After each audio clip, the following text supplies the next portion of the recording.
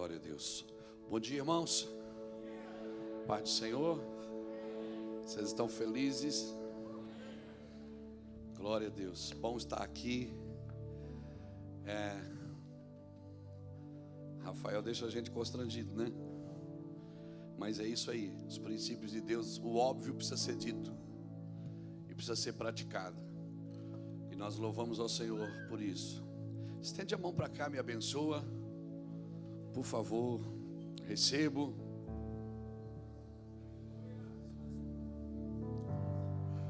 Oh, Espírito Santo de Deus, obrigado por estar aqui conosco, Senhor Jesus. Espírito de Deus, do Deus vivo, formoso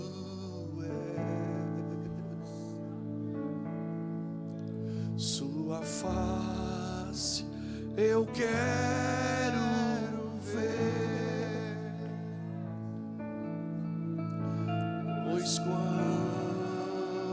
estás nesse lugar, tua graça invade mim, Senhor. Formoso é tua face, eu quero ver, pois quando estás nesse lugar, tua graça invade mim. Acende a chama, ó Pai, que uma vez brilhou,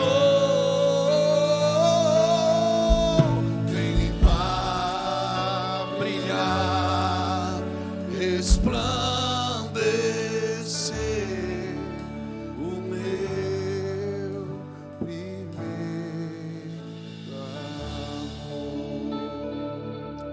Senhor Jesus, nós louvamos o nome do Senhor, porque teu nome é vivo, teu nome é santo, teu nome é poderoso. E a nossa busca é saber o que alegra o teu coração, porque o que alegra o teu coração é aquilo que queremos fazer, Senhor.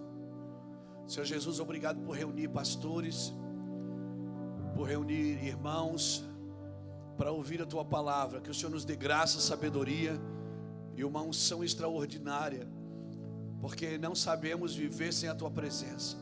Senhor Jesus, nós agradecemos ao Senhor por ter morrido naquela cruz por nós, e submetido estou ao teu Espírito, para ouvir, para ver, para sentir, para falar as impressões que o Senhor quer despejar sobre nós aqui nessa manhã.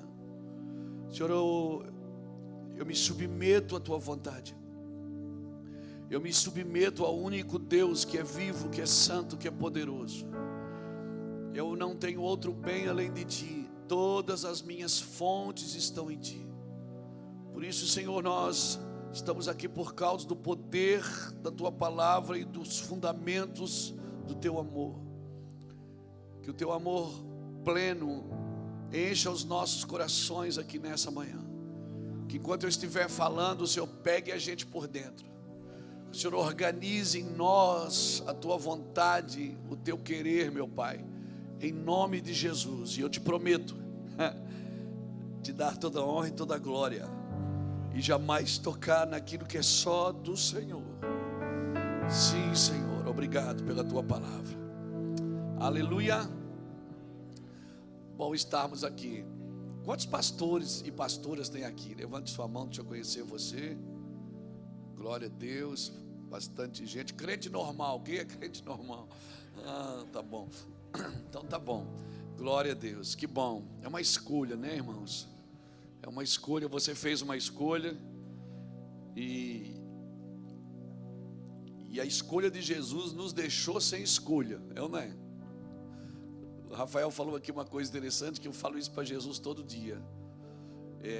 Eu decidi morrer vazio. Eu quero morrer vazio. Eu quero despejar tudo. Eu sou compulsivo, irmão. Eu gosto da Bíblia, eu gosto da palavra, eu gosto de ficar com Jesus. Eu não estou fazendo nada obrigado aqui, eu estou aqui porque eu quero. Eu amo isso aqui. Eu não estou cansado da igreja. Eu não estou cansado de crente. Eu não estou cansado do ministério. Eu queria viver bastante na terra. Aleluia. Para fluir mais. Eu queria que o dia fosse maior. Eu queria fluir mais. Não estou cansado. A obra de Deus não cansa. O que cansa é a nossa obra. A bênção do Senhor, ela enriquece e não acrescenta dores. Amém? O problema é que quando a gente ouve a Deus, em vez de a gente entrar no mundo que Deus está, no lugar que Deus está, a gente quer trazer Deus para o nosso lugar. E a gente passa o dia inteiro puxando Ele para baixo para resolver os nossos problemas. E nós temos que entrar onde Deus está. Amém, irmãos? E eu creio que Deus está fazendo algo sobrenatural. Essa noite foi difícil para dormir, hein? Para começar a dormir. Depois que pegou no sono e foi embora, né? Mas foi difícil, porque ontem a gente teve uma noite aqui extraordinária. Quem estava aqui ontem à noite? Foi muito forte. E eu sei quando estou num lugar que a presença de Deus reina. Glória a Deus. E nós louvamos ao Senhor. Minha esposa está comigo, pastor Iraci. Fica de pé, amor, faz favor. Aprecie com moderação. Glória a Deus. Essa é a minha onça. Glória ao meu genro, pastor Charles, casado com a minha filha Bruna. Pastor Cristiano está aqui também, veio junto. Pastor Cristiano, pastor Edson Lapa, está lá no cantinho. Louvado seja Deus, nós viemos em 5, chegamos aqui, encontramos o resto da galera, né? Meu genro, Rafael Lopes, que está aqui também, com a família, minha filha está aqui também, a Pâmela está dando de mamar, né? Que eles vieram para começar uma igreja, e eu não sabia que eles iam começar a igreja na casa deles. Já tem 3 filhos, né, irmão? Eles começaram primeiro na casa deles, não é? E a Pâmela, a Paola, a Giovana, o Daniel, e essa é a nossa contribuição para a Europa, é a nossa primícia. A Pâmela é primogênita, nossa filha primogênita, estão há 7 anos, ontem fez 7 anos que eles estão aqui em Portugal, na Europa, e nós louvamos ao Senhor, porque eles foram enviados para cá, para servir as igrejas, servir os pastores, servir a mesa, e nós louvamos ao Senhor. E aí chegamos aqui, encontramos meu irmão, o pastor Júnior, está aqui também, o pastor Edilson, né? O Gessé e a Jéssica, que são pastores lá em Braga, e também o Léo, e encontramos também o Gibe e a Roberta, que são nossos amigos, empresários. Eu não sei onde é que eles estão morando agora, porque eles moram nos Estados Unidos, moram lá em Itajaí, eles estão por aí, né? Glorificado seja Deus. E estou muito feliz de estar aqui com o Rafael e com a Síria. Rafael é um precioso, só tem tamanho, né? A cara é de poodle, a cara é de pitbull, mas o coração é de poodle, né? Tem um coração enorme e um ministério enorme. Homens de Deus, eles não são só bons de Bíblia, eles são bons de coração. Amém? Deus não pede, Ele não diz, filho meu, me dá a tua cabeça. Ele diz, filho meu, me dá o teu coração. E eu acredito que Deus está mudando a mente de homens bons de coração. Deus está mexendo na mente de homens bons de coração. Amém, irmãos? O homem bom tira do seu bom tesouro coisas boas. E o Senhor está mexendo na nossa vida, está mexendo na sua igreja. Isso é em toda a terra. E a gente está acordando para algumas coisas. Até as coisas de ruim que acontecem na nossa vida tem a mão de Deus. Obrigado pelo seu amém tão evangélico. Até as coisas ruins, é verdade. Porque se a gente achar que tudo de ruim que acontece na vida da gente é o diabo, a gente vai achar que precisa de libertação e não de arrependimento. E nós precisamos de arrependimento, não é de libertação.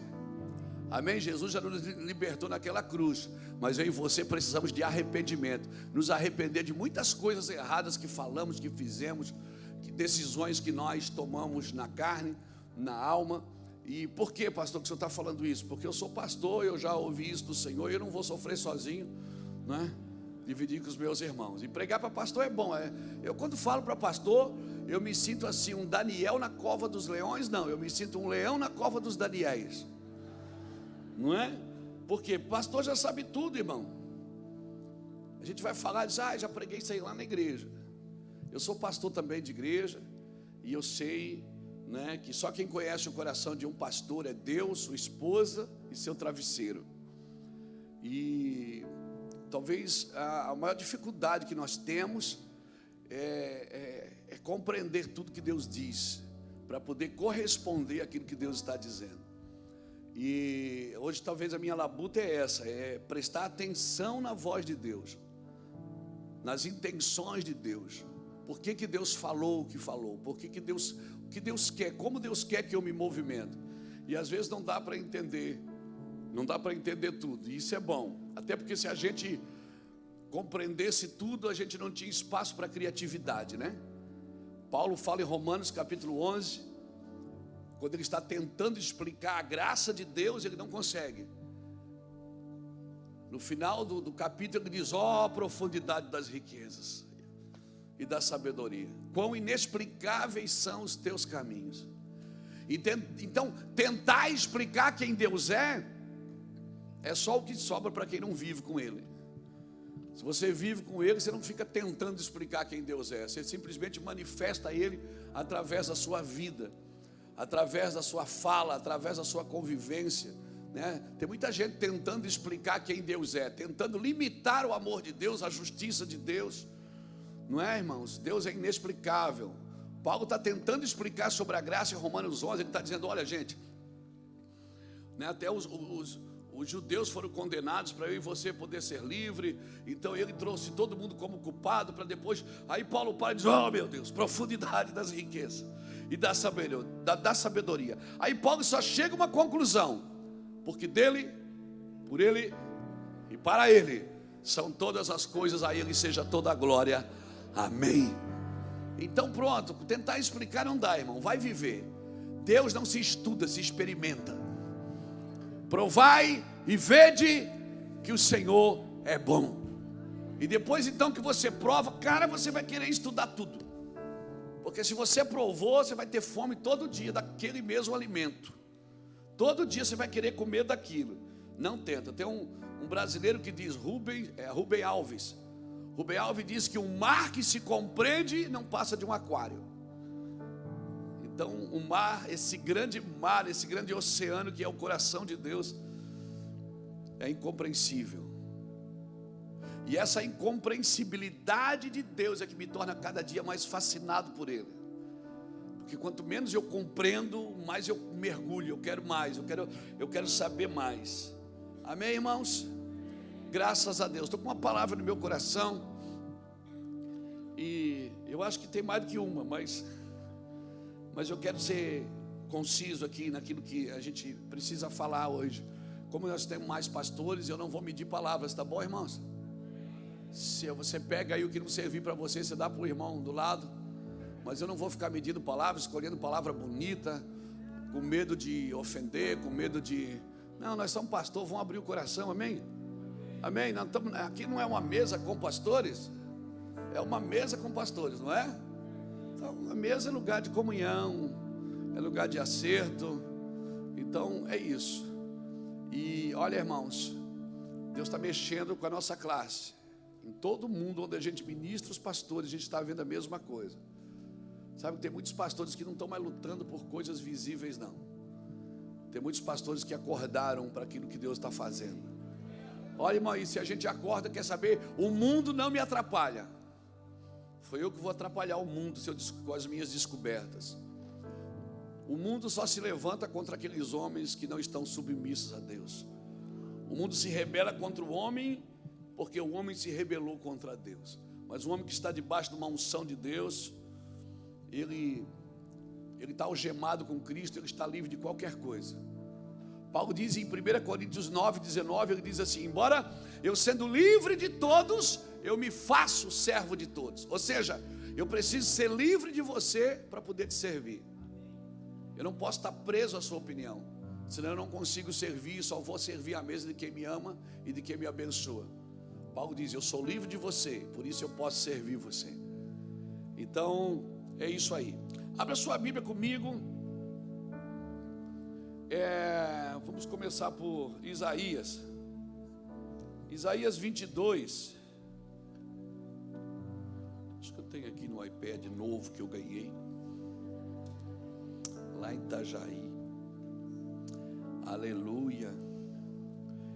Glória a Deus.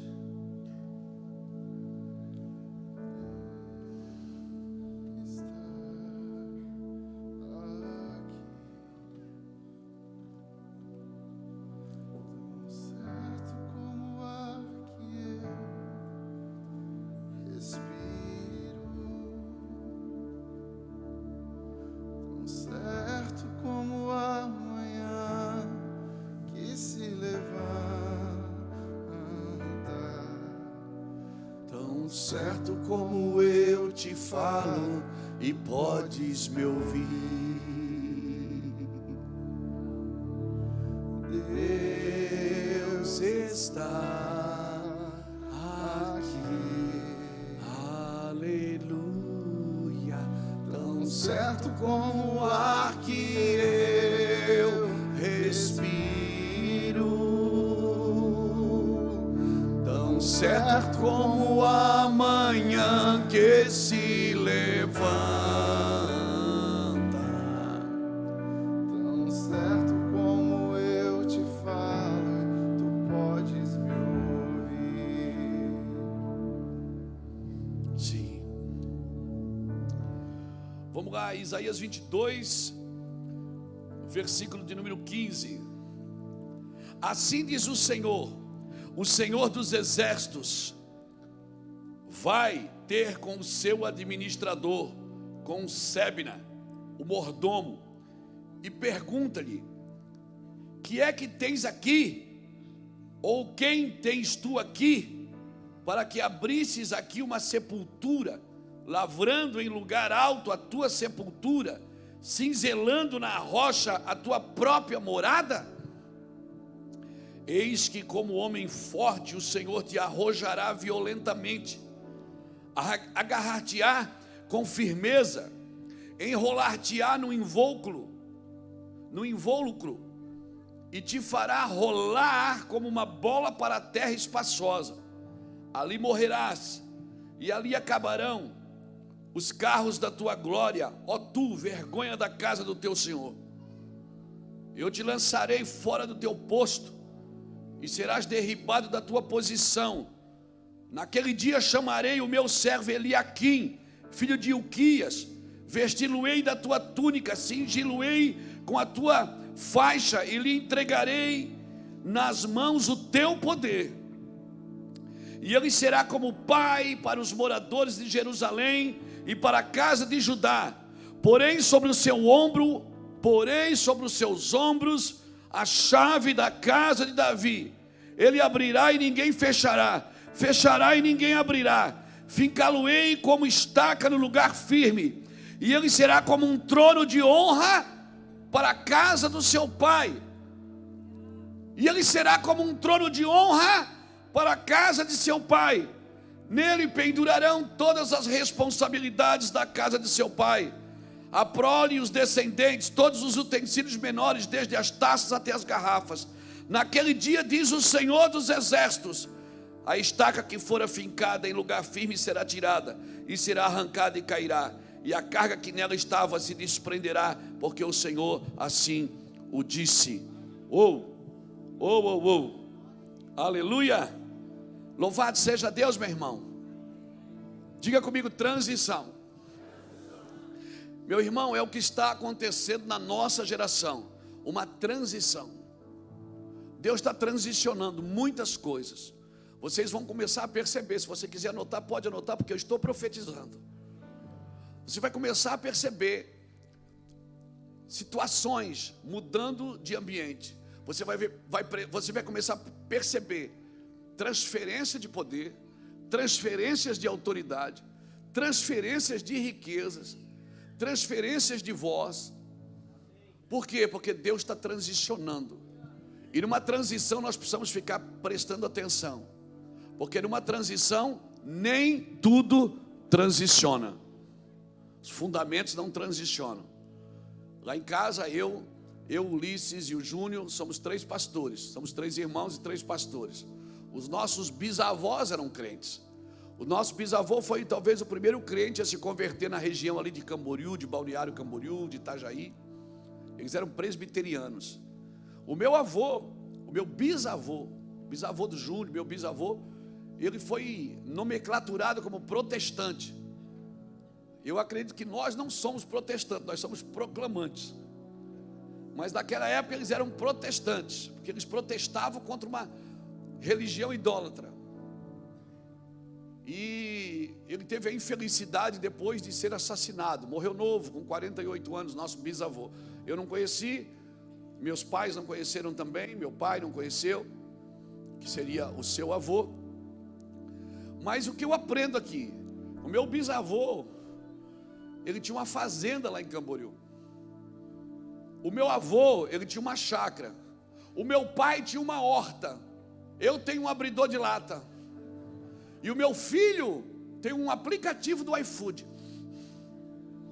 Você vai vendo que de gerações a gerações foi mudando a movimentação. O meu bisavô, meu avô plantava para comer.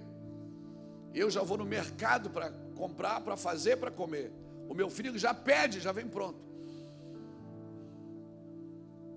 Mas nessa transição, eu e você temos que cuidar o que é que nós vamos ouvir, o que é que nós vamos receber, como nós vamos nos movimentar. Por quê? Porque você diz assim, não, eu estou comendo, estou me alimentando, eu vou na igreja me alimentar. Meu irmão, se alimentar é uma coisa, se nutrir é outra. Você pode comer todo dia para se alimentar e daqui a 10 anos você tem que ir no médico porque você comeu mal. E aí você comeu muito, mas não comeu bem. Por quê? Porque você não se nutriu, você se alimentou. Então eu e você precisamos ter cuidado com isso. O que é que realmente está me nutrindo? O que é que realmente está me alimentando? Porque nós somos uma geração faminta, amém? Nós estamos uma geração faminta, a gente quer mais, a gente não se contenta só com culto, a gente quer reuniões, a gente quer oração, a gente quer ir para o monte, a gente quer, meu Deus. Agora uma geração com fome, ela tem que tomar cuidado com o que ela come. Por quê? Você já chegou em casa com fome? De madrugada, assim, de noite? Chega em casa com fome para você ver. Você abre a geladeira, tem aquela pizza lá de 3 dias. Você esquenta ela e come ela queimando para ela não endurecer. Aquele refrigerante sem gás, ele vai. Se tiver com fome, ele vai, irmão. O problema da fome é que às vezes, na ânsia de se alimentar, você não se nutre. E eu e você estamos vivendo uma geração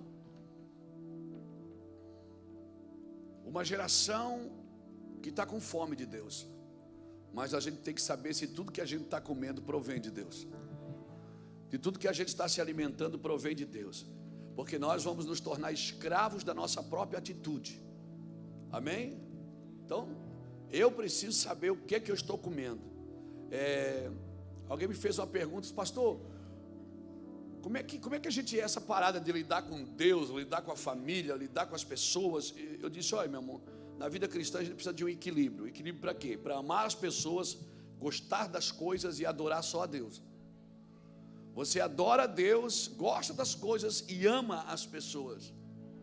Porque se esses princípios vão sendo quebrados automaticamente, você vai colocando nos lugares errados a sua adoração, a sua ministração, a sua manifestação, vai colocando nos lugares errados.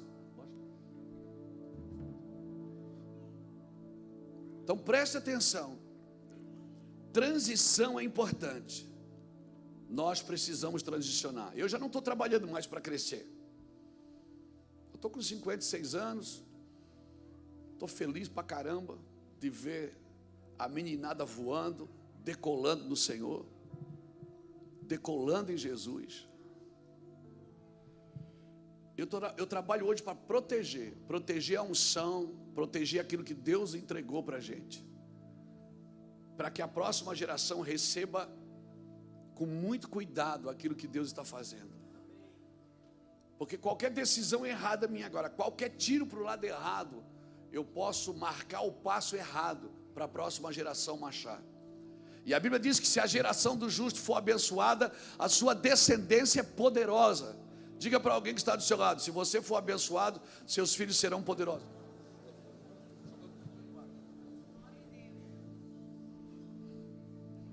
Então o Espírito de Deus, ele quer restaurar sua atenção para esses dias. Quando você for sair para ajudar alguém, eu falei isso ontem, quando você for sair para ajudar alguém, leve seu coração, não leve sua câmera. Primeiro leve seu coração, e só registre aquilo que você está fazendo se seu coração está junto ali. Porque senão não faz sentido você deixar um modelo para a próxima geração se o seu coração não está junto. Irmãos, o Senhor resolveu pegar o coração dos pastores nesses dias. Nós estamos vivendo uma transição sobrenatural em toda a nação, inclusive na nossa, no Brasil, inclusive na nossa. E eu tenho dito às reuniões de pastores que faço parte: nós não somos ministros de ideologia política, nós não somos ministros de correntes filosóficas, nós não somos ministros de costumes religiosos, nós não somos ministros de ambições materiais, nós somos ministros do Evangelho de Cristo Jesus. Amém? Nós somos ministros, a nossa marcha vai determinar os próximos passos da igreja mundial, irmão. Deus não tem expectativa em outro governo a não ser o governo eclesiástico. Deus não tem expectativa em outro governo a não ser o seu governo celestial. A expectativa de Deus está no altar. Amém, irmãos? Aleluia! Então todas as transições fazem parte do projeto de Deus para os próximos dias. E eu e você precisamos estar atento. Amém, irmãos? Nós somos chamados para amar. Somos pastores de amor. Ou nós somos pastores de amor, ou o nosso cristianismo verdadeiro reproduza, exata esse espírito de amor, essa exatidão do espírito de amor, ou eu e você vamos ficar titubeando no escuro, até tentar achar uma visão que venha trazer vida para a minha igreja, e a ideia não é essa. Então, as coisas mais importantes que você vai poder dar para as próximas gerações é acessos e oportunidades. Seja um homem de acesso, seja uma mulher de acesso, seja um líder de acesso, seja um rio, não uma represa. E se prepare, porque se você for um homem de acesso, se você não deixar as pessoas pararem em você, as coisas pararem em você, as coisas vão continuar através de você. Se prepare, porque não tem limites para Deus fazer através de você. Amém? Amém, irmãos? Eu viajo o mundo inteiro pregando o Evangelho. E quanto mais eu viajo, parece que mais o ministério cresce. Eu não sei se é eu que atrapalho. Eu acho que eu atrapalho se eu ficar muito. Sou muito chato. Eu pensei que a Iraci ia dizer: é verdade. Quanto mais eu saio, mais as coisas crescem, desenvolvem. Por quê? Porque isso não está no poder do homem, irmãos. E as pessoas me perguntam: Luiz, você não tem medo de deixar na mão dos outros? Eu digo: não são os outros, são nossos filhos, que foram treinados para ficar ali. Mas você não tem medo de perder o seu lugar? Eu disse: não, porque eu não tenho lugar. O meu lugar é no centro da vontade de Deus. Deus não me deu um negócio para mim ficar pendurado nele e dizendo: é meu, é meu, é meu. Quem diz é meu são as crianças, não são os adultos. A linguagem do reino de Deus é nosso. É Pai nosso, o pão nosso. Perdoai as nossas ofensas, assim como nós. Diga para alguém que está do seu lado: é nós, mano. É nós. Deus, quando foi construir, Ele não disse: eu faço, Ele disse: façamos. O lugar que Deus governa é coletividade. E quando Deus abençoa um indivíduo, é para tocar no coletivo. Como eu falei ontem, Deus não me deu nada para me parar em mim. até seus filhos. A ideia é que um dia eles deixem você. Deixará o homem a sua casa, se unirá a sua esposa e se tornará uma só carne. Deixar, se unir e se tornar fazem parte do processo de Deus. Então se prepare, irmão. Se prepare. Então para que Deus está enchendo o meu barco, pastor? Para tirar você do barco depois.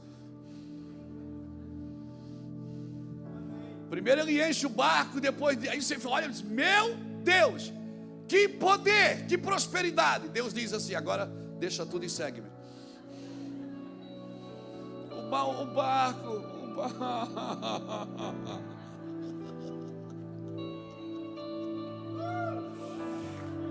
Deus diz: não, o barco não é seu.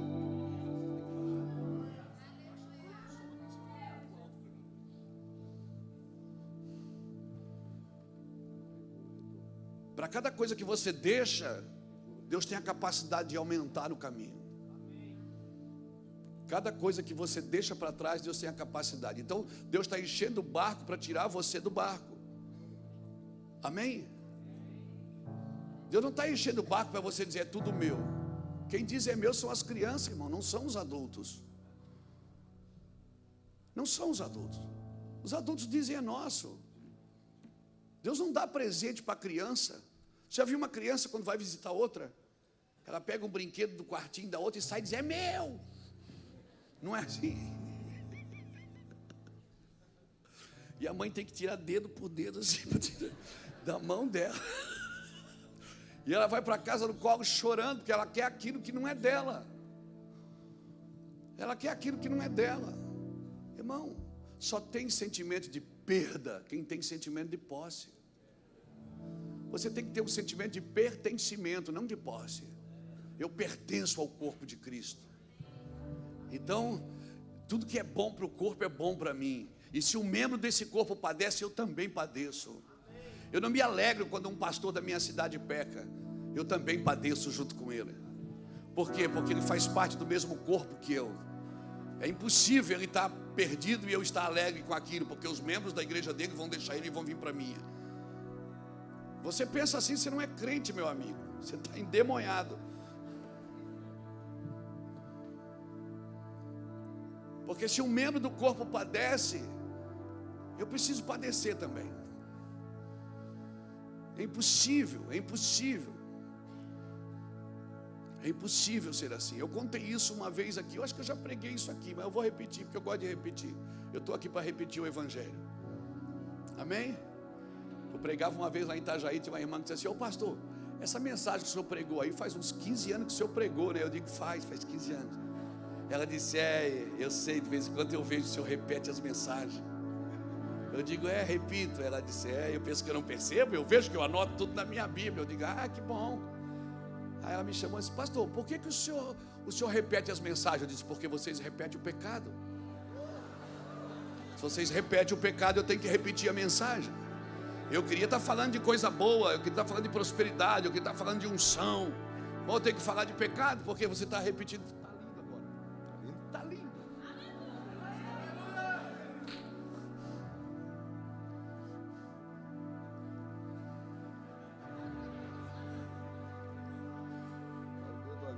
Irmãos, eu estava na selva do Peru uma vez com a nossa equipe de pastores. E eu tive um problema nesse braço aqui. Na selva, de barco, você anda de barco, é um dia para chegar na nossa base lá no Peru. A gente tem uma base lá dentro. E aí me deu uma tendinite nesse ombro. Eu não conseguia mexer os dedos, de tanta dor. Para voltar não adiantava, porque o avião era 5 dias depois. Você só chega de barco ou de avião lá. Então eu comecei a tomar analgésico para poder dormir. Fizeram uma tipóia, penduraram meu braço. E o pastor Buracava é muito querido, um pastor parceirão nosso. Ele, de noite, de madrugada, ele no meu quarto chorava: ô pastor, o senhor está bem? Eu digo: não, Buracava.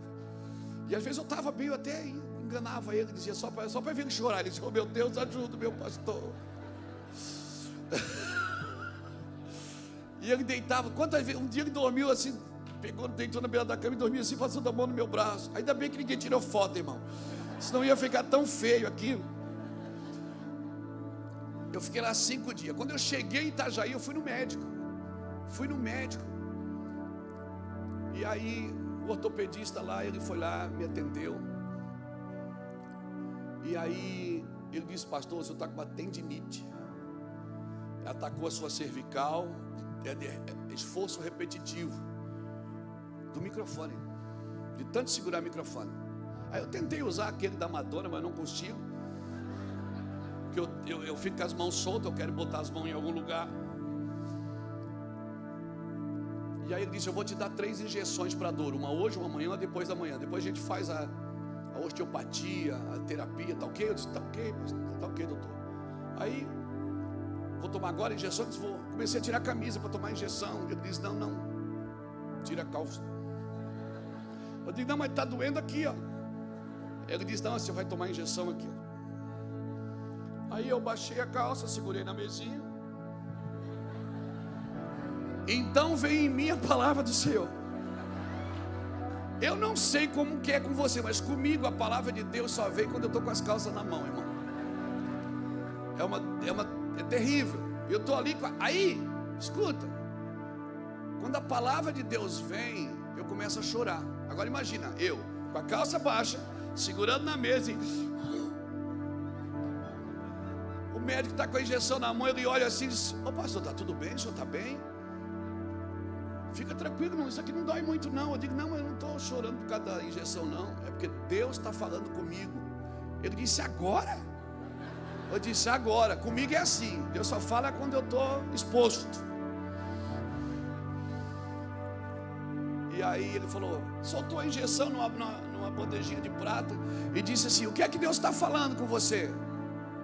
Eu disse: Deus está falando que Ele está levantando no Brasil. Essa palavra era para o Brasil. Uma parte sadia do corpo que está tomando injeção pela parte doente do corpo. Deus está levantando no Brasil uma parte sadia do corpo que não se perdeu no caminho, que não vendeu a unção, que não se prostituiu com coisas, que vai tomar o remédio pela parte que está com dor, pela parte que está doente. E aí nisso eu me lembro na hora de quem? De José de Arimateia, aquele homem que foi e investiu no corpo morto de Cristo. Porque investir no corpo vivo é fácil. Investir quando está dando resultado, investir quando está fazendo milagre, quando as coisas estão boas, isso é fácil. Eu quero ver você investir no corpo quando o corpo está doente, quando ele não faz mais nada de bom. Em vez de ir para a internet e ficar batendo no corpo, por que você não morre pelo corpo? Você é um pastor que foi chamado para morrer, para ser crucificado com Cristo. Você não está nesse negócio para prosperar, ainda que a prosperidade ela vem de graça, irmão. Porque o dinheiro é a parte mais barata do Evangelho. O dinheiro é a parte mais barata do Evangelho. A parte mais difícil é você morrer por ele. É você ser crucificado com Cristo. E só um homem crucificado com Cristo pode ressuscitar o corpo morto de Cristo. Quem quer investir no corpo morto de Cristo? Quem está disposto a baixar as suas calças, mostrar a sua nudez, se expor para salvar um corpo que está morrendo? Quem está disposto a não ir para a internet, bater na igreja A, B ou C, falar mal do pastor A, B ou C? Falamos de unidade, mas não sabemos pegar na mão. Falamos de prosperidade, mas somos gananciosos.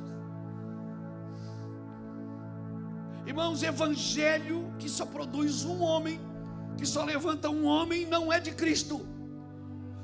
O evangelho de Cristo é o corpo de Cristo sendo ministrado. É o corpo de Cristo sendo abençoado por causa de um. Se Deus te levantar, se Deus te der dinheiro, saiba, Ele te deu dinheiro para você ser provisão para quem não tem. Se Ele te deixou famoso, é para você ser voz para quem não tem. Se Ele te colocou lá no alto, é para quem você ilumine todos os que estão na casa.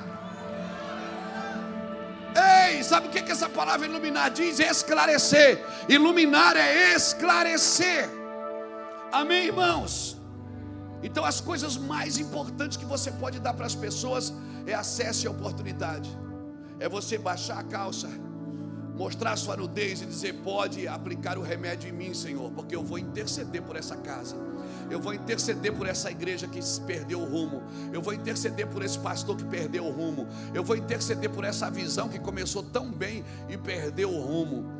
A minha oração é que Deus levante mais José de Arimateia, que diga assim: ó, Pilatos, eu quero o corpo morto, mas não faz mais milagre, não quero saber, dá para mim. Que ninguém quer, dá para mim. Se ninguém quer você, vem para mim, eu quero. Mas não faz mais não tem mais unção, não tem problema, eu quero o corpo. Não tem mais poder, está morto, mas eu quero o corpo. Sabe o que José de Arimateia fez? Ele lavou o corpo. Sabe o que ele fez mais? Ele perfumou o corpo. E sabe o que ele ainda fez? Ele envolveu o corpo no lençol de linho fino. E linho fino fala de justiça. Um homem que lava o corpo, perfuma com a unção e ainda pratica justiça, envolvendo o corpo na justiça. Quem está afim de envolver? Quem está afim? Quem entendeu que foi chamado para esse tempo? Quem entendeu que Deus chamou você para a Europa? Chamou você para Portugal, para investir, para morrer por esse corpo? Sabe quem é que tem coragem de investir no corpo morto? Quem acredita que ele vai ressuscitar. Eu acredito que ele vai ressuscitar, por isso eu estou aqui com você. Aleluia, tem um preço, tem um preço, tem um preço. Se eu encontrar nessa Bíblia, se eu não encontrar nessa Bíblia uma base para justificar o que eu estou fazendo para Deus, talvez não tenha sido Ele que me mandou fazer. Eu preciso entender isso. É provável que não foi Ele que te chamou. Então eu estou aqui nessa manhã como um profeta para fazer você lembrar do que Deus disse para você. E certamente Deus disse alguma coisa para você. Certamente Deus falou alguma coisa para você. Você sabe o que Deus falou com você. Talvez você não esteja vendo isso funcionar ainda, mas Deus disse para você. Então eu vim aqui como um profeta para fazer você esquecer o que você vive lembrando e fazer você lembrar do que você vive esquecendo. Esse é o meu trabalho aqui, lembrar o que Deus disse. O que é que Deus disse para você há 10 anos atrás? O que é que Deus falou para você há 20 anos atrás? Você está funcionando de acordo com aquilo que você ouviu? Se não, meu irmão, para tudo. Para tudo, você não tem que dar certo do seu jeito. Nós precisamos desse entendimento. Os profetas me ajudam a lembrar o que eu tenho esquecido e me ajudam a esquecer do que eu tenho lembrado. Não, mas eu sou profeta. Profeta não é para ficar denunciando. Ó, tem morte na panela. Não, profeta é dizer, eu tenho a farinha, eu tiro a morte dessa panela. Não é só para identificar problemas, é para apontar um caminho. É para dizer, tem morte na panela, mas eu tenho farinha. E nós vamos colocar farinha nessa panela e Deus vai mudar essa situação em nome do Senhor Jesus Cristo. Você tem a palavra que essa nação precisa. Você tem a palavra que a Europa precisa. Você está aqui para isso. Quando eu fui tirar, a primeira vez que eu fui tirar o visto americano para ir para a América, quando eu fui tirar a primeira vez o visto para ir para a América, levei meus DVD, não era DVD, era aquelas fitas de VHS, levei minhas fitas, e aí o Costa perguntou, o que você vai fazer na América? Eu digo, vou pregar o Evangelho. Ele olhou para mim, na América tem muitos pregadores. Eu digo, não como eu. Ele disse, você se acha assim tão bom? Eu digo, sim. Não tem nenhum como eu. Luiz Hermínio só tem eu na terra. Só eu na terra. Ele olhou e disse, uau, gostei disso. Eu digo, eu também. Ele disse, seja bem-vindo na América. Mas isso é ostentação, pastor? É soberba? Não, é você saber quem você é em Deus. É você saber o que Deus chamou você para fazer. Eu não tenho prata nem ouro, mas o que eu tenho, receba. Aquele homem, ele queria uma moeda, mas Pedro e João olharam para ele e disseram, olhe para nós. Nós não temos nada, mas olhe para nós. A minha pergunta é, hoje nós temos tudo, mas eu posso dizer, olhe para nós? problema não é ter tudo. Será que as pessoas podem continuar olhando para mim? Esse negócio não olha para mim não, olha para Jesus. Não, assuma. Assuma. Venha para trás do púlpito e diz: olha aqui para mim. Paulo dizia para Timóteo: aquilo que de mim viste e de mim ouviste, isso fazei. Pastores irresponsáveis é que transferem.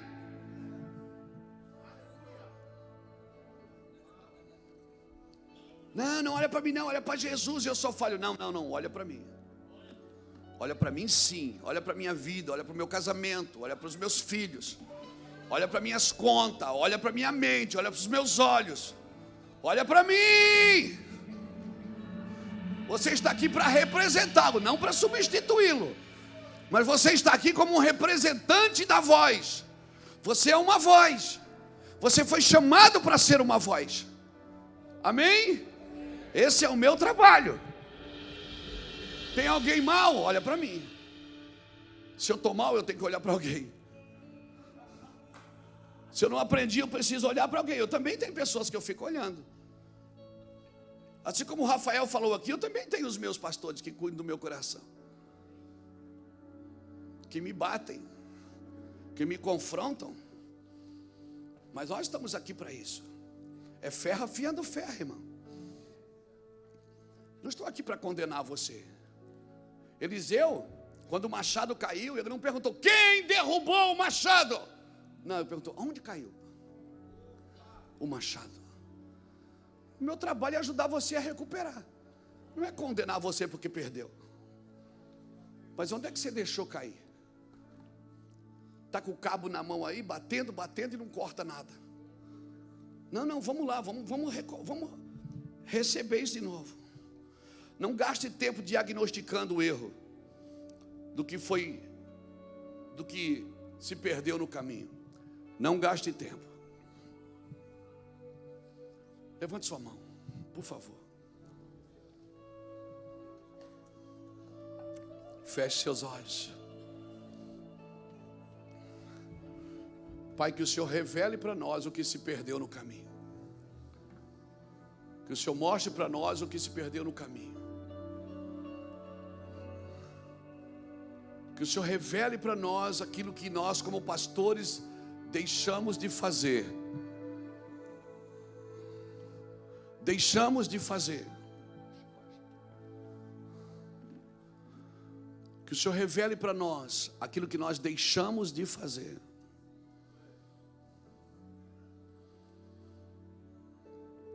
Que o Senhor mostre para nós, está dentro de nós e nós não fazemos mais.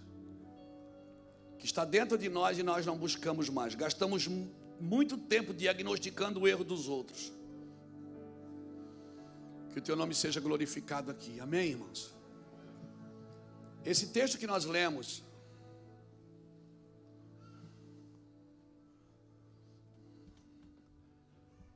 ele fala de uma transição, de um homem que é tirado e de outro homem que é colocado. Isso me assusta. Deus me deu essa palavra no começo do ano passado, quando o Senhor começou a falar de transições, inclusive na nossa nação. Você acha que o seu maior desafio é demônios, irmãos? Você acha que o maior desafio de Davi foi matar Golias? O maior desafio de Davi não foi matar Golias, foi não matar Saul. Porque Golias era fácil matar, era inimigo. Saul não, Saul ele tinha como pastor, como pai, como amigo dele. Esse era o maior desafio. Então, esse chamado, irmãos, que está dentro de você e de mim, chamado é uma chama. Uma chama que tem que queimar você. Se não está queimando você, para.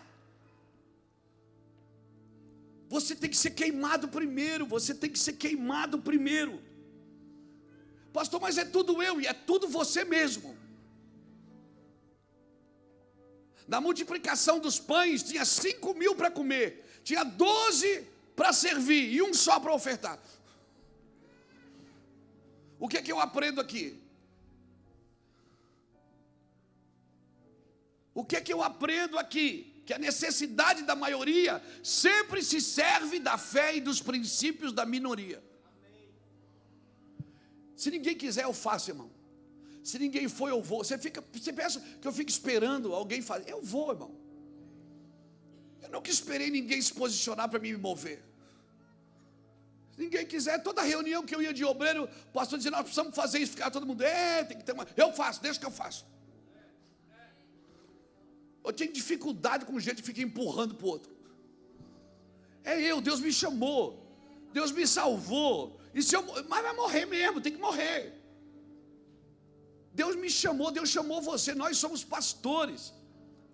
Irmão, é tão importante o que você faz, que se em Sodoma tivesse uma igreja com 10 justos, Deus não destruiria a cidade por amor aos 10.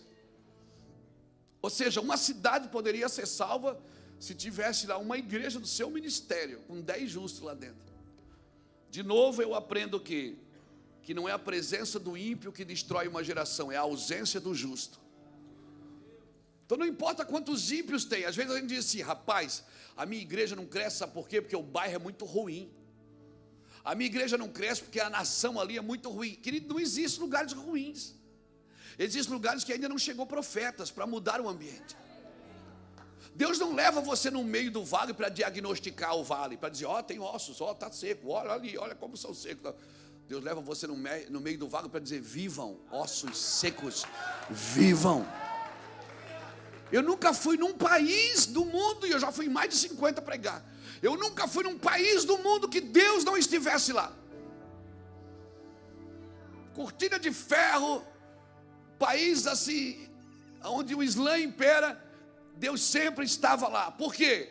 Porque não é a presença do ímpio, é a ausência do justo. Então entenda isso, irmão. Entenda. Não deixe as derrotas te pararem e nem as vitórias te acomodarem. Amém? Quando você perceber que está fartura demais, começa a dar para os outros para faltar de novo. Para quê, pastor? Para você ter um desafio, para você crescer. Se você percebeu que está muito confortável, bota, sei lá, faz um desafio, cria algo novo, só para você não ficar parado ali esperando cair do céu. Irmão, não vai cair mais nada do céu.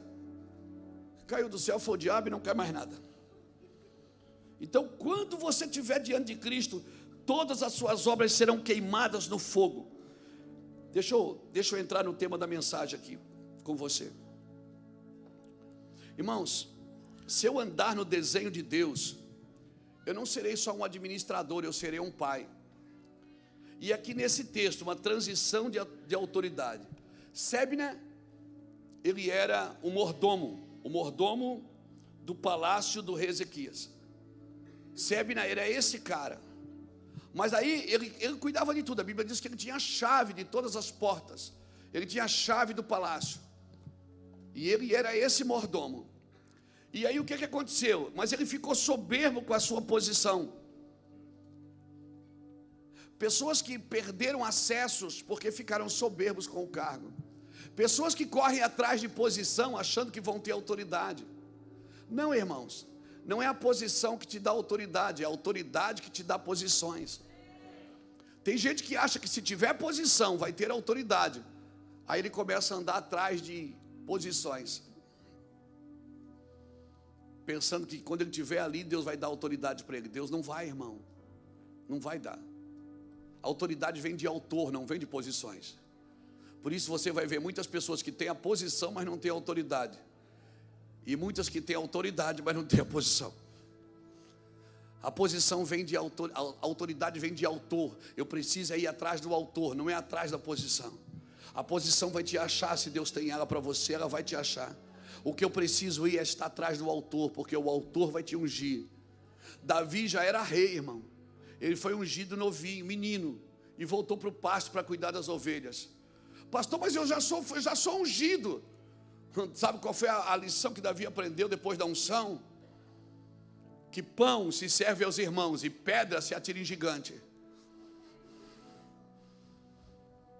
Você é ungido não é para tirar pedra, irmãos.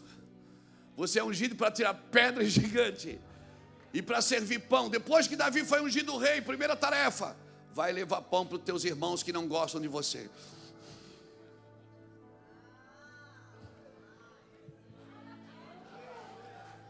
Cutuca alguém aí, de preferência um pastor que está perto de você. Pergunta se você tem servido pão para gente que não gosta de você. Você tem...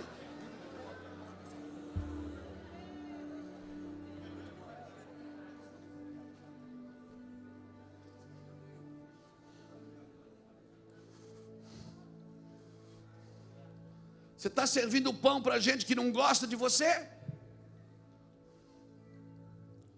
Pela cara não está.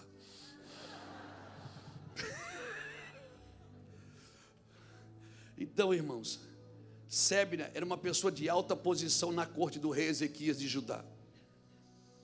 Irmão, e você precisa ter caráter para cuidar de algo que não é seu. Isso aqui não é seu. Isso aqui não é meu. Irmãos, 2 mordomos, eu estou aqui. Um está em uma posição privilegiada e o outro não. Você sabe o que é mordomia? Sabe o que é ser mordomo? É cuidar, é aquele que toma conta de algo que não é dele. Sabe o que é tomar conta de algo que não é seu, irmão? E prestar conta disso, de algo que não é seu.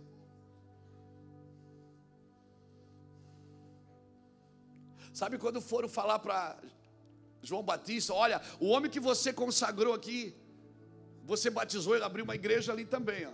João Batista diz, não, mas ele é o noivo, eu sou só amigo do noivo. Você sabe o que é ser amigo do noivo, irmão? Meu Deus, para você saber o que é ser amigo do noivo, a gente precisa estudar a época. Porque o noivo, quando ele desposava de uma noiva, ele não podia mais vê-la. Se ele quisesse presentear ela, ele tinha que ter um amigo para levar o presente para ela. Então o noivo, se ele ficasse, olha, ele ficou noivo daquela moça, ele não podia mais vê-la, até o dia do casamento. Aí o que é que ele fazia? Ele tinha um amigo, se ele quisesse dar uma caixinha de Ferreiro Rocher para ela, ele chamava o amigo e dizia assim, ó, vai lá e diz para ela que eu a amo. Vai lá, ó, lê essa poesia para ela. Então o amigo do noivo, ele chegava lá e dizia assim, ó, o noivo mandou dizer que ama você, mandou esse chocolate aqui para você. Olha, ele mandou dizer assim, olha, e dava poesia. O amigo do noivo, ele tinha que ter tanto caráter para saber e não deixar, porque ele estava ali falando com a noiva. Era muito comum a noiva se apaixonar pelo amigo do noivo. E o amigo do noivo tinha que ter caráter o suficiente para não permitir que a noiva admirasse mais ele do que o noivo que mandou o chocolate. O amigo do noivo, ele tinha que ter tanto respeito pela noiva que ele cuidava, que não era dele. Quando João Batista estava dizendo, eu sou só amigo do noivo, ele está dizendo assim, não, isso aqui não é meu não. Você é só amigo do noivo. Amém? Você está ali só para dizer para a noiva, noiva, ele te ama. Está ali para trazer os dons para ela, está ali para trazer os presentes para ela, está ali para trazer os benefícios de uma vida cristã saudável. Mas você é só o amigo. Você não pode permitir que a noiva se apaixone por você mais do que pelo noivo. Ainda que o seu trabalho é lindo, ainda que o seu trabalho é poderoso, ainda que o seu trabalho é reconhecido, você é só um amigo do noivo. E você se alegra com a voz do noivo. Amém? Leva só o chocolatinho e fica lá. Então isso é ser mordomo. É aquele que toma conta de algo que não é dele. É aquele que, quando pega o dinheiro da noiva, diz, isso não é meu. Sabe, quando está diante da noiva, ele sabe que a noiva não pode se apaixonar mais por ele do que pelo noivo. Dom, caráter, resiliência se manifestam sempre nesses lugares, irmãos, de pressão, porque representar o noivo é pressão. É ou não é, gente? É repressão, porque é bom ser reconhecido, é ou não é? Não é bom quando alguém olha para você e diz, meu Deus, que glória, que unção, que poder, que palavra. Não é bom assim? Quando alguém reconhece o que você está fazendo, claro que é bom, irmãos, porque não tem coisa melhor do que ser usado por Deus. Não tem coisa melhor do que ser usado por Deus. É bom demais ser usado por Deus. Mas nós somos só o amigo do noivo. Eu sou um mordomo. E na casa de Ezequias tinha um mordomo chamado Sébina. Sabe o que é que significa Sébina? Significa vigor. força, vigor, audácia, força. Aí esse Sebna, o cara está fazendo tudo errado, irmão. Ele está com a chave na mão, ou seja, ele abre para quem não é para abrir e fecha para quem deveria estar aberto. Sebna era o cara, o intermediário, era o homem que cuidava das coisas do seu rei, do seu senhor. Ele o representava, mas ele estava representando mal. Então o Senhor liberou uma palavra para ele, disse: olha, por que você está querendo fazer a sua sepultura no alto? Por que você quer ser famoso? Por que você quer que todo mundo... Fazer sepultura no alto tem um significado, ou seja, para você nunca mais ser esquecido.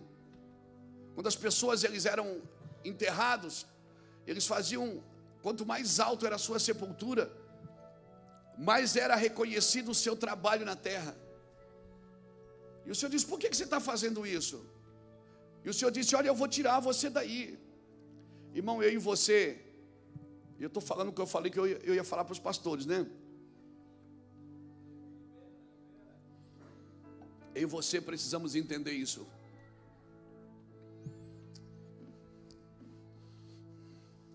Quando você se apaixonar muito por uma coisa, dá ela para alguém, para você ficar livre.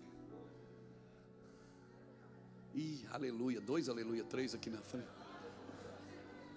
Quando eu começo a me apegar a uma coisa, sabe o que eu faço? Eu dou. Para quê? Para ficar livre, porque entre eu e Deus não pode ter nada, irmãos. Nada. Nós somos o administrador das coisas do Senhor. Nós somos mordomo. A chave está na nossa mão. Amém? A chave está na nossa mão. Você já pensou? A gente tem autoridade de Deus de dar uma palavra para alguém e mudar a vida da pessoa. Você já pensou nisso, cara? Que responsa é a nossa? Que responsabilidade é a nossa? E Sebna está fazendo tudo errado. O Senhor está dizendo: você é soberbo, você é orgulhoso, você tem ambições, você usa o meu púlpito para a sua vida, você não usa para mudar a vida das pessoas, você não usa a palavra como uma ferramenta de transformação, você usa a palavra para adquirir para você. E infelizmente os nossos púlpitos estão carregados de gente assim. Agora pasmem, ele disse: Sebna, eu vou tirar você e vou colocar outro homem, chamado Eliaquim. Pasmem, a palavra Eliaquim significa aquele que Deus ergue, aquele que Deus levanta. Sabe o que Deus está dizendo? Eu vou tirar homens da frente que trabalham na sua força e vou colocar na frente aqueles que trabalham na minha força. Aquele que sou eu que ergo, não é você que se ergue. Você não pulou nas costas de ninguém.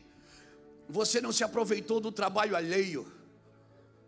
Você está trabalhando na sua força e você não vai trabalhar mais na sua força. Eu te ergo. O Senhor está tirando homens, irmãos, da frente. E se prepare, porque você vai ver isso no mundo e não sou eu que estou falando. E eu não vim aqui condenar nada nem ninguém, mas eu tenho visto isso. Muitos Sebnas estão perdendo as suas posições, estão entregando para Eliaquim. Homens que andam debaixo de caráter, de governo e de resiliência, que se manifestam em ambientes de pressão.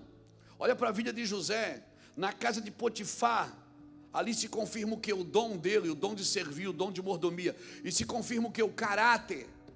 Ele não se permite se deitar com a mulher do seu senhor. E dali ele vai para o cárcere, preso por um crime que ele não cometeu, mas fique tranquilo, foi só por 10 anos.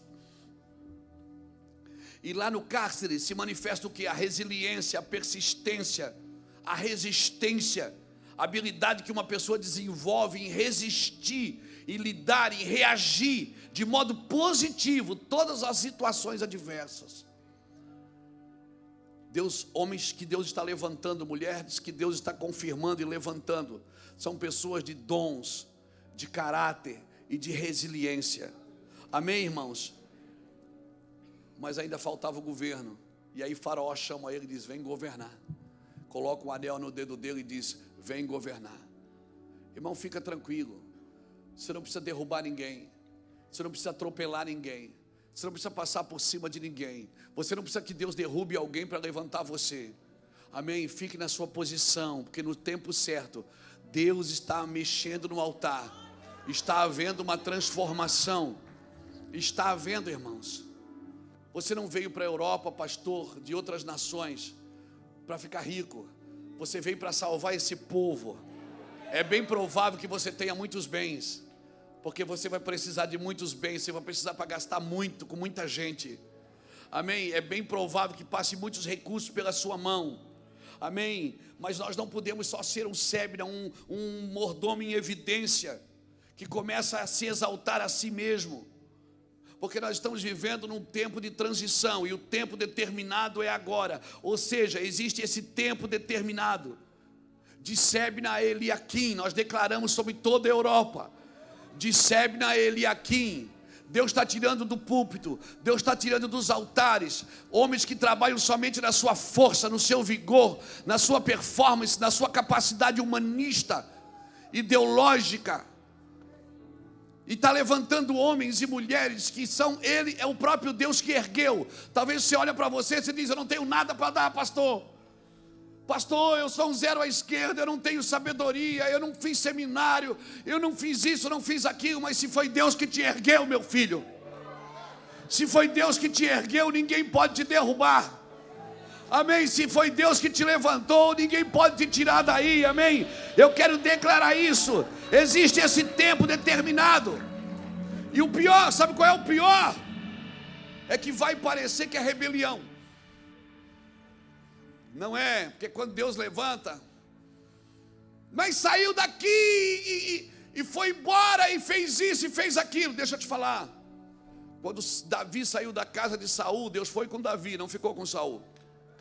O rebelado nem sempre é o que sai, às vezes é o que fica. Por quê? Porque não está mais ouvindo a Deus. Está consultando a carne, está consultando as suas ambições, não tem mais ouvido a Deus. De Sebna a Eliaquim, nós declaramos essa transição em toda a Europa, em nome do Senhor Jesus. De líderes a paz, de uma liderança que trabalha na sua força, no seu vigor. Porque a Bíblia diz: eu vou levantar Eliaquim, filho de Ilquias, ou seja, ele tem pai. Ele não é um aventureiro que saiu por aí fazendo o que quer. Ele tem pai, aleluia. Eu vou levantar Eliaquim, filho de Ilquias. Deus está transicionando uma administração, uma direção na igreja mundial de administradores à paz. De administradores à paz. Irmãos, tem muitas doutrinas nos nossos púlpitos. Doutrinas que fortalecem só a sua força. Vai, você consegue. Vai, você é bom. Vai, você consegue. Vai, você tem força, irmão. O evangelho não é isso, irmãos. O evangelho não traz a consciência da sua força, ele traz a consciência da sua fraqueza.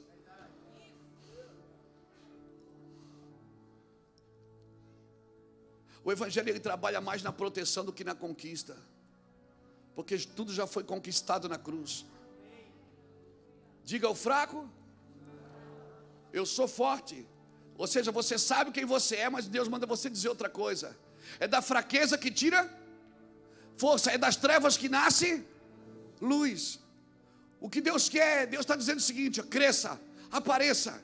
Não tem problema você ter, fazer, você ir. Não tem problema você ser grande. Pastor, mas eu quero ser grande. Por favor, ore para ser. Pastor, mas não é ambição? Não. Deus nunca condenou alguém que quis ser grande. Ele diz: quer ser alguém o maior, seja como o menor. Ele disse: se você quer ser grande, tudo bem, você pode ser, mas só tem um caminho para ser grande.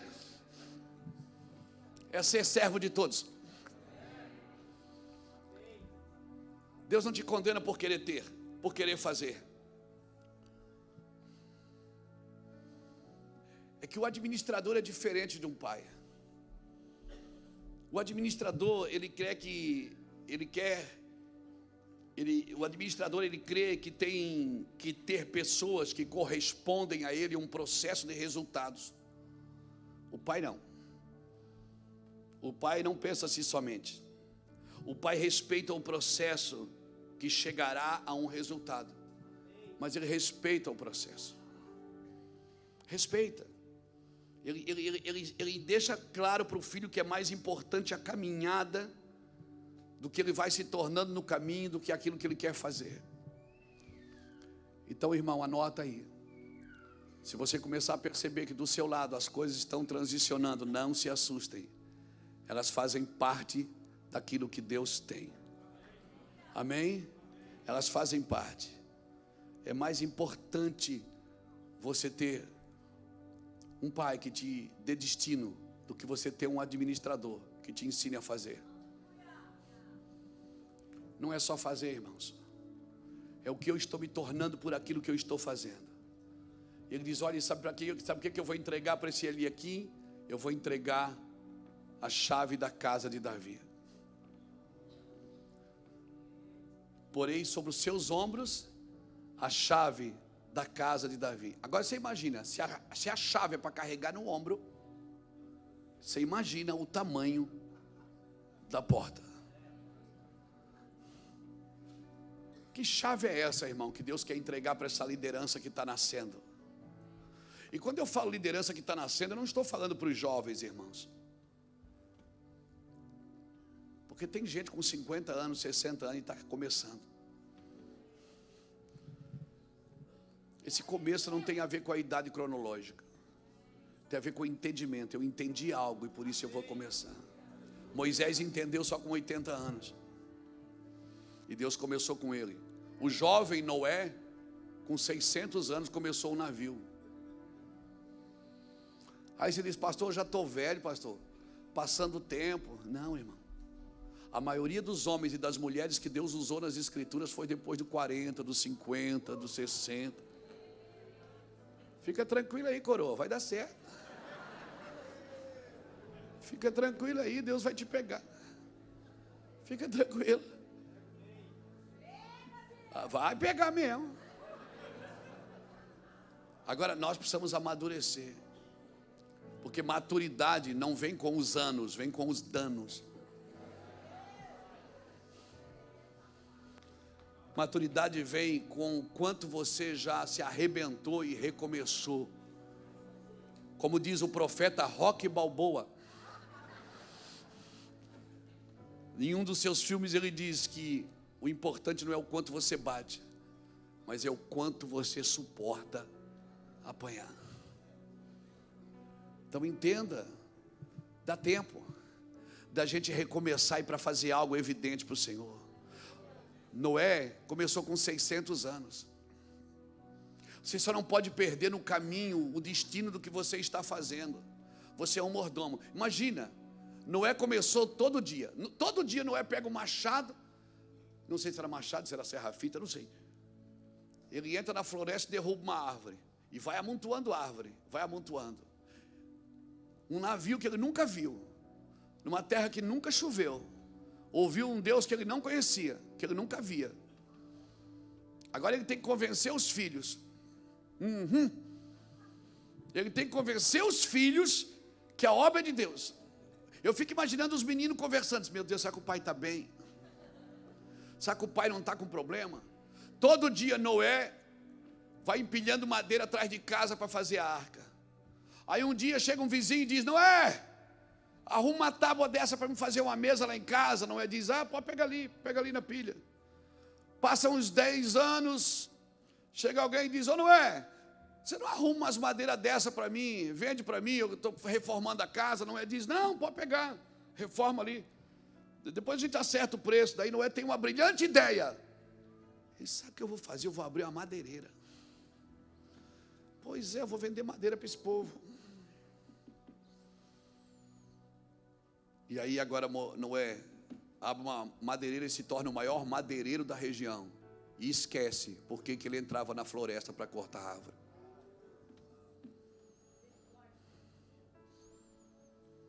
Não é o que você está fazendo, é o que você está se tornando enquanto você está fazendo aquilo que Deus mandou.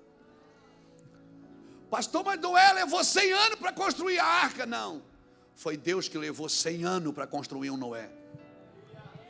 Porque enquanto você constrói para Deus, Deus constrói em você aquilo que Ele quer que você se torne.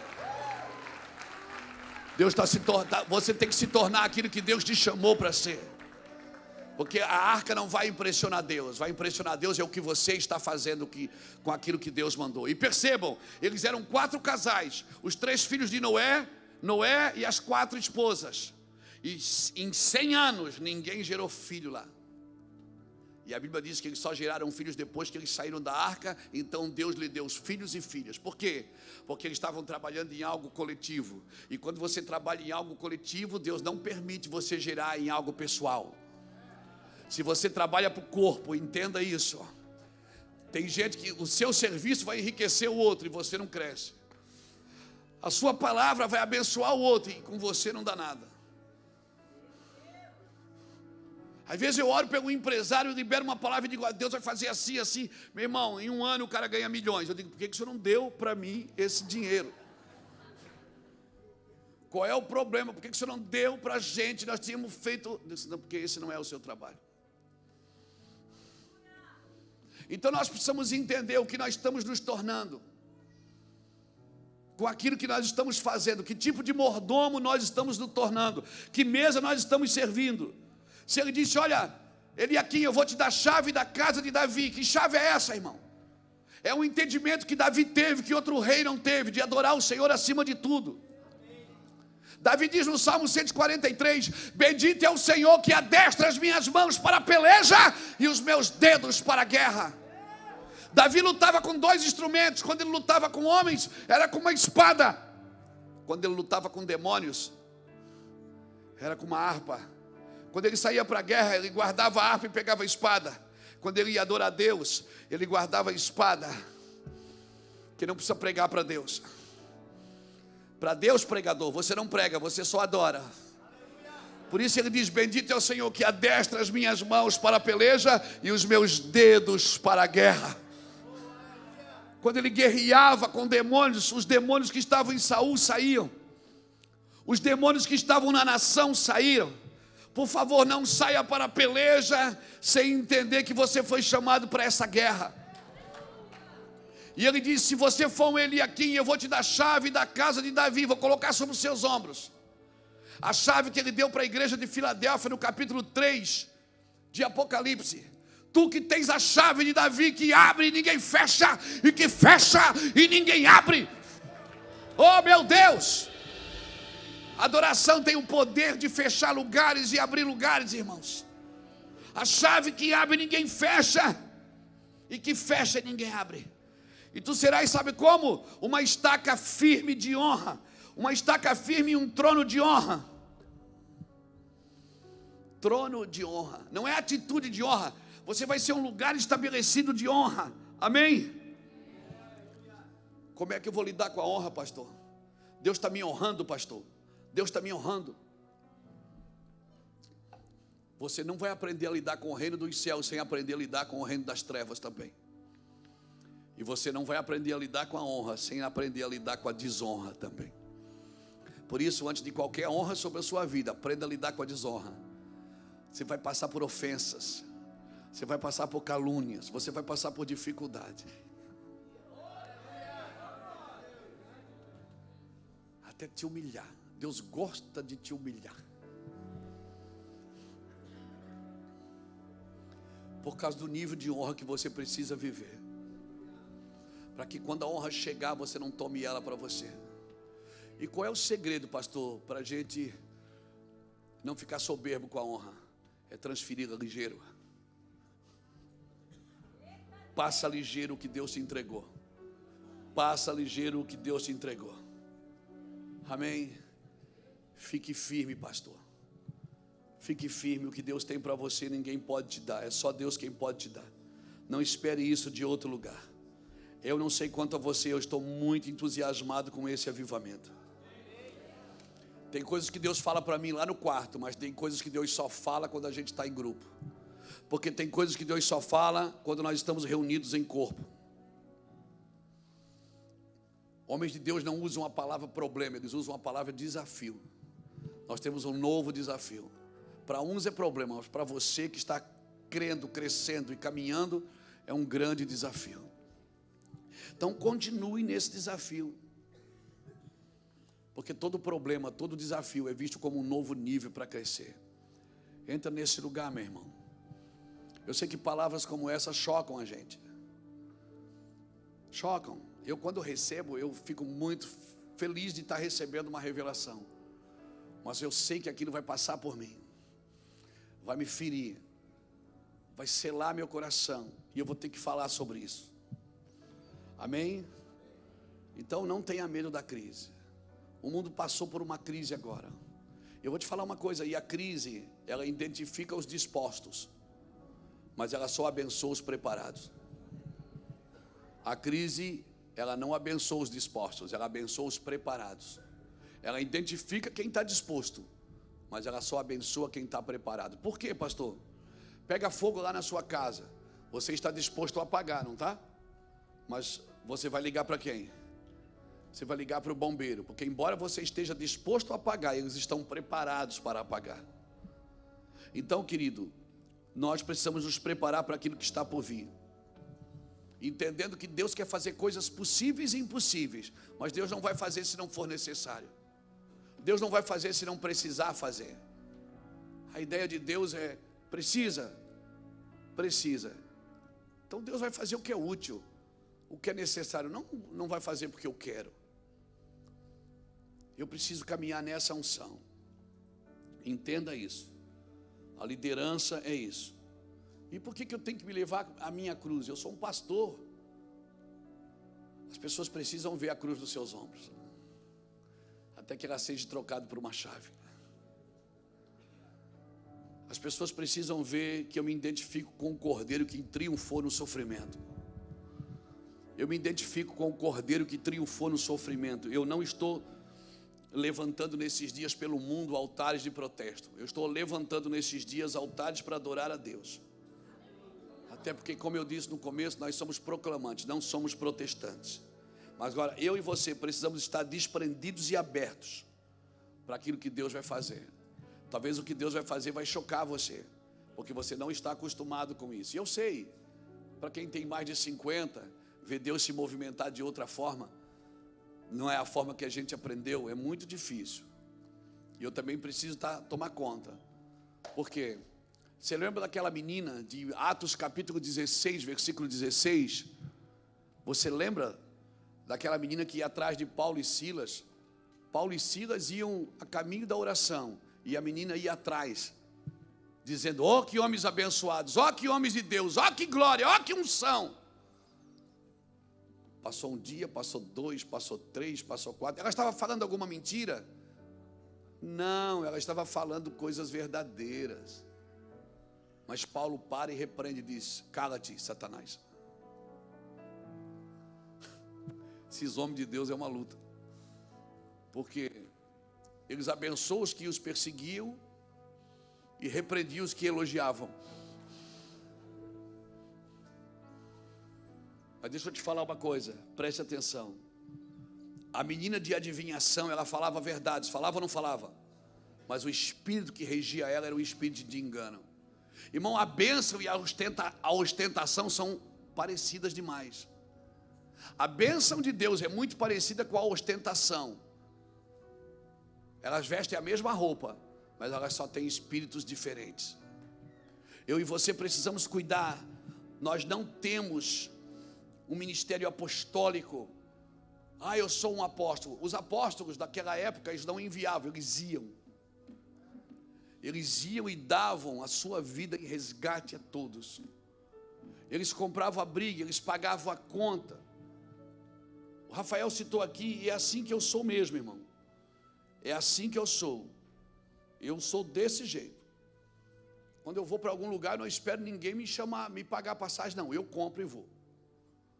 E às vezes é eu que me convido. Eu recebo um monte de convite por dia, Deus diz não.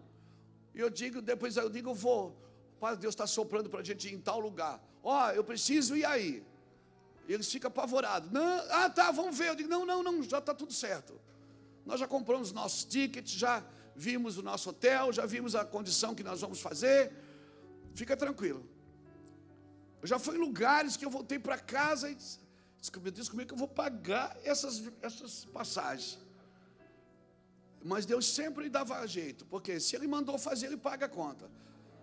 Quando Deus manda você fazer algo, você nunca vai ter mais recurso do que propósito. O dia que Deus mandar você fazer algo e você tiver mais dinheiro do que visão, é porque você perdeu a visão. Está só com recurso. E às vezes, isso é sério. Eu não estou falando isso para você dar dinheiro para mim, não. Por favor, me entenda no seu espírito. Às vezes Deus precisa tirar os seus recursos para te devolver o propósito. Porque você ficou com tanto recurso, mas perdeu a visão. O recurso cegou você. Então eu creio que nós vamos viver um tempo de avivamento sobrenatural. E coisas que aconteciam em meio a um avivamento que a gente precisa prestar atenção. E se eu sou você, eu anoto. Porque isso vai começar a acontecer ao seu redor. Primeiro, eu preciso ter um senso de urgência. Tem coisas que não dá para deixar para amanhã, tem que ser hoje. Tem coisas que tem que ser agora, não dá para deixar para amanhã, tem que ser agora, é agora, é agora, é agora, é agora. Outra coisa que vai acontecer, que são preliminares de um avivamento, é um reposicionamento na responsabilidade. Ninguém mais vai transferir responsabilidade. Nós vamos querer fazer o que é para nós fazermos e ponto final. Terceiro que vai acontecer, manifestações sobrenaturais. Muitas manifestações sobrenaturais vão acontecer, se preparem.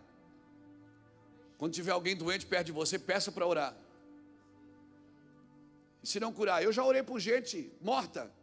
Orava, posso orar? Pode. Não ressuscitou, enterra, não tem o que fazer.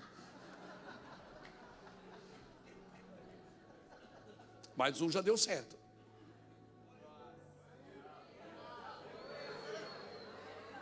Quem acredita que Deus pode ressuscitar um morto? Quem já foi no velório orar por um? Então não é fé que nos falta, é atitude. Fé nós temos, nós acreditamos que acontece, nós não temos coragem para fazer. Por quê? Por causa da nossa reputação.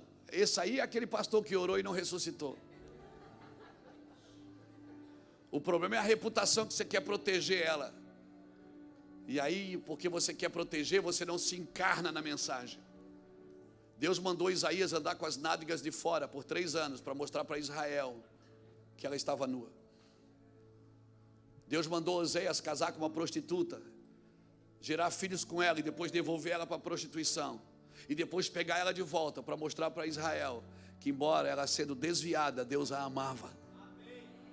Deus matou a mulher de Ezequiel para dizer para ela que a nação estava, para dizer para a nação que ele estava morta. Deus não permitiu Jeremias se casar para dizer para a nação que Deus não casaria com uma igreja desviada. Então, por favor, você não pode ser um profeta só que lê e transfere o que leu. Não, você tem que encarnar a mensagem. Homens de Deus não têm reputação. Todo mundo aqui é ex alguma coisa. Mas a gente trabalha tanto para proteger a nossa reputação, que a gente está mais preocupado com a reputação do que com a integridade de Deus. E a gente tem medo de se mover. Então, manifestações sobrenaturais vão acontecer em ministérios de Eliaquins. Homens que Deus está erguendo. Porque se Deus ergueu, só Deus pode derrubar.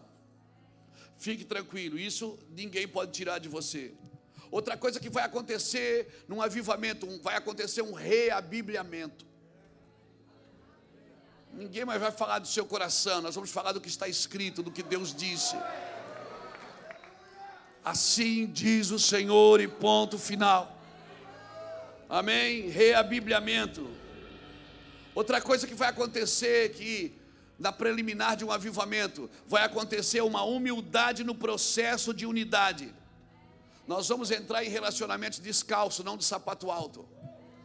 Nós vamos entrar para servir e não para ser servido. Outra coisa que vai acontecer,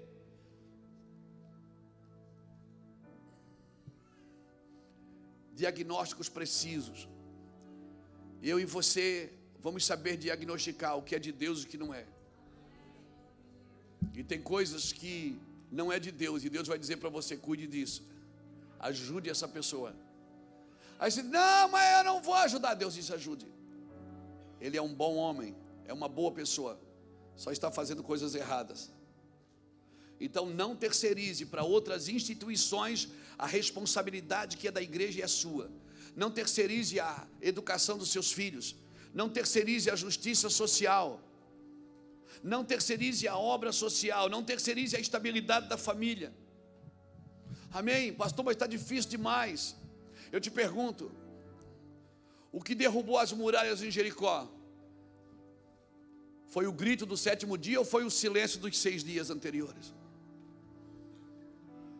O que derrubou as muralhas de Jericó foi a obediência. Eles ficaram quietos quando era para ficar quietos, e eles gritaram quando era para gritar.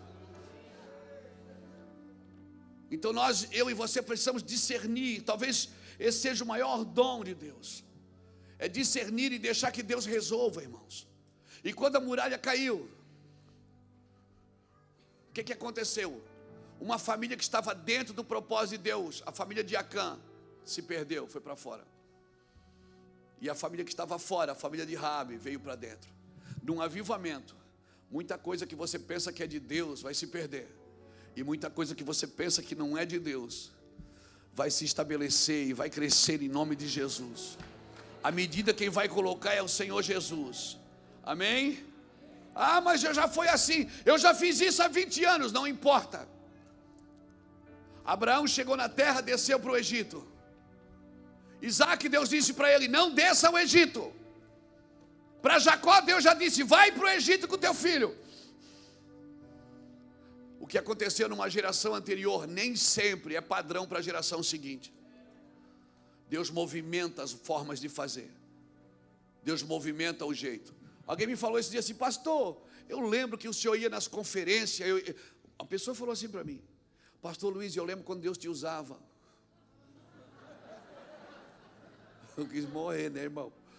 Como assim, mano? Eu lembro quando Deus te usava.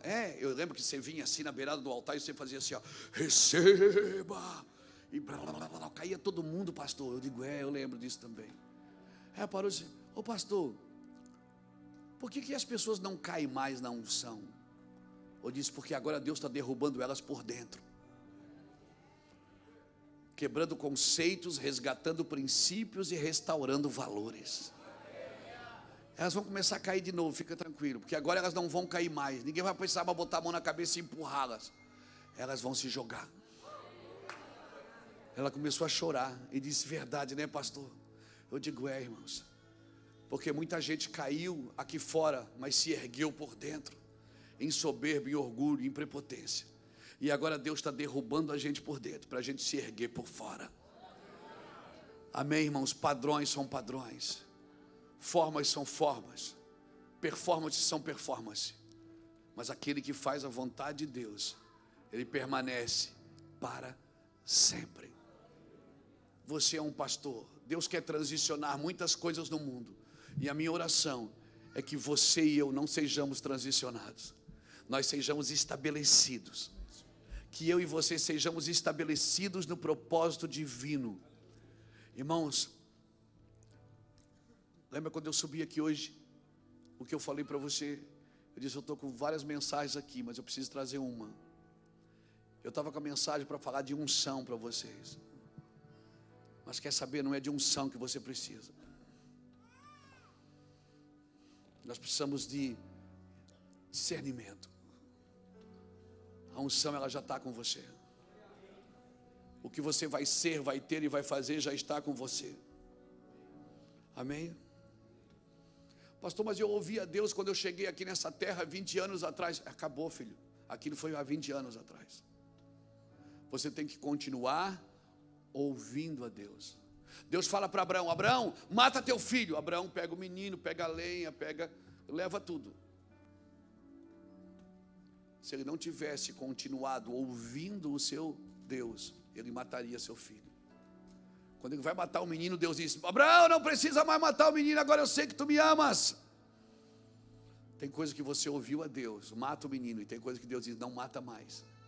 E você continua matando o menino, porque você parou de ouvir a Deus. Então para tudo de ouvir, irmão. Para tudo, irmão. Continua ouvindo a Deus. Talvez o que você fez ano passado não é base para você fazer esse ano. Talvez a forma que você se movimentou ano passado, ano retrasado, não é a base para você se movimentar esse ano. Deus está transicionando tempos e modos. Há um tempo e um modo para todas as coisas. Deus falou para Abraão, para Moisés, por 30, quase 40 anos. Pega o cajado, fere a rocha e vai sair água. Moisés todo dia estava lá, batendo na rocha. Um dia Deus disse, para, não é mais assim agora. Agora vamos mexer aqui na movimentação. Agora você vai falar com a rocha. Moisés, está bom, Senhor. Moisés foi e falou com a rocha. E falou. E a rocha não respondeu. Esse é o problema. É que quando Deus manda você transicionar e não funciona do jeito que você está acostumado a ver, você volta a fazer o que você sabe. Não tenha medo do novo, porque é para lá que Deus está te levando, meu irmão. Querido, não tenha medo do novo que está por vir sobre a sua vida. É novo. É novo, não tenha medo de se movimentar. As pessoas vão dizer, mas o meu pastor está diferente. Mas essa igreja não era assim. Essa igreja, não. Alguns vão parar de fazer culto para pessoas, vão voltar a fazer culto para Deus. E aí Moisés vai lá e não funciona. Aí ele sabe fazer o quê? Primeiro ele xinga o povo. Deus mandou ele xingar o povo. Ele disse, seus rebeldes, vocês querem água? Então toma. Deus não mandou ele xingar ninguém. Deus diz, dá água para o povo. Mas o povo é rebelde. Deus sabe que o povo é rebelde, mas ele mandou você dar água para o povo. Mas esse povo não merece. Não é você que decide dar água para o povo. Mas eu não vou gastar meu dinheiro com esse povo. Vai. Por quê? Porque Deus mandou você fazer isso. Dá comida para esse povo. Mas esse povo não converte. Não, mas as pessoas que você menos consegue transformar são as que mais transformam você. As pessoas que você menos consegue ministrar, elas estão tornando você persistente, perseverante. E você não desiste, você continua. E elas não convertem, mas você está convertendo. Elas não convertem, mas você está convertendo. Você está acreditando, você não volta, você não recua. E Deus diz, vai, continue. Mas Senhor, não muda nada. Não, você que pensa que não está mudando. Eu estou te arrebatando, você está melhor agora. Você está mais querido, mais carinhoso, mais perseverante, mais amoroso. Você não perdeu a fé. Aleluia, alguém está me entendendo aqui? Aleluia, aleluia, aleluia. Aí Moisés fala, não acontece nada, ele pega o cajado, vai lá e fere. Aí o pior acontece. Aí porque acontece, você diz o quê? Deus está comigo. Não, irmão. Todo mundo bebeu e foi aquela festa. Aí Deus chama Moisés e disse, não gostei do que você fez. Mas Deus funcionou. Pois é. Nem tudo que funciona está debaixo da vontade de Deus. Então por que funciona? Porque Deus tem compromisso com a sua palavra. Mas você, o papo é outro. Então você não foi chamado para fazer funcionar. Você foi chamado para obedecer a Deus. Funcionando ou não. Tem dia que você vai funcionar. Tem dia que você vai lá no púlpito. Você pode cantar ciranda, cirandinha. Vamos todos cirandar. A glória vem e toca todo mundo. Tem dia que você prega 3, 4 mensagens e não funciona nada. Aí você diz, o culto está pesado. Está pesado. Não, é porque Deus não quer que funcione daquele jeito. Tem dia que Deus está construindo. Tem dia que Deus está asfaltando a pista para o avião poder decolar. Então, se não funcionou, tudo bem, não funciona. Você não tem que fazer funcionar, você tem que obedecer a Deus. Então continue ouvindo a Deus. Não para. A oração de ontem foi para ontem, assim como a comida de ontem foi para ontem. A oração de hoje é para hoje, a oração de amanhã é para amanhã. E vai construindo. Isaías vai lá e fala para Ezequias que ele vai morrer. Isaías chega lá e diz: Ezequias, você vai morrer. Prepara a tua casa que você vai morrer. Isaías está indo embora, Ezequias chora lá. Deus corre lá e diz: Isaías, volta lá. E diz para ele que não vai morrer mais. Eu não, eu sou profeta de Deus. Eu já falei que ia morrer. Eu tenho uma reputação para zelar. Como é que eu vou lá desmentir o que eu já disse? Vai lá, rapaz.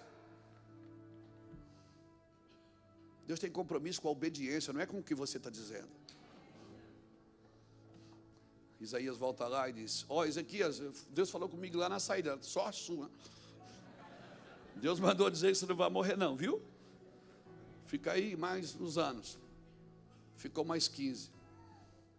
Então é isso, você tem que continuar ouvindo a Deus, porque a movimentação vai mudar. Se prepare, pastores, ela vai mudar. E ela mudar, e você não mudar, não transicionar para ela, continuar trabalhando na sua força, você vai ficar doente, você vai ficar mal. Não é eu não estou amaldiçoando você não, é o processo que vai acontecer. Se Deus muda e você não transiciona, você vai sofrer as consequências da desobediência, porque Deus não vai parar em você, Ele vai continuar.